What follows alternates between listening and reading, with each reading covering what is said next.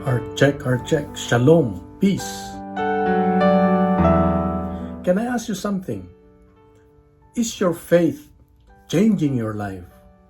Or is it only becoming information? Because knowing what is right is very different from living what is right. In today's gospel, Jesus Christ says, I have come not to abolish the law, but to fulfill it. You know what struck me is this. Jesus did not come to remove the truth. He came to show us how to live it. Not religion for appearance, but faith that transforms the heart. Honestly, this gospel challenged me because there were moments when I thought, if I pray, I'm okay. If I attend church, I'm okay.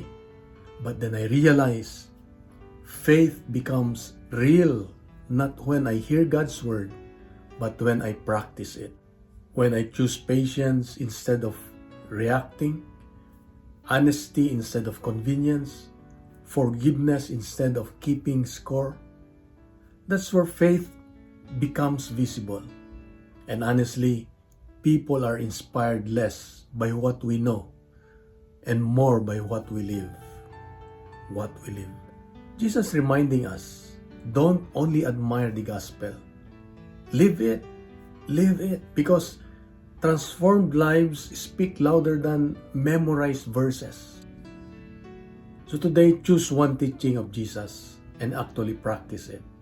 Maybe forgive someone, stay patient, speak kindly, pray sincerely. Don't just hear the gospel. Become the gospel people experience. Become the gospel people experience. So today, remember this. The goal of faith is not information. It is transformation. And maybe the greatest testimony is not saying you follow Jesus, but living like Him. And so let us pray. Lord Jesus, help me not only listen to your word, but live it.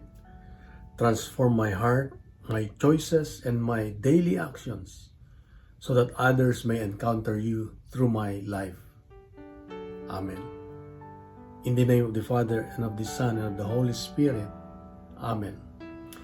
May I request to please share this gospel reflection to your friends, to your relatives, to your community.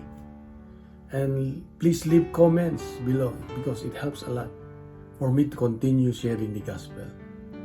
And let's fill social media with good news, not fake news, not bad news. And let's make the Word of God go viral. God bless and God is good.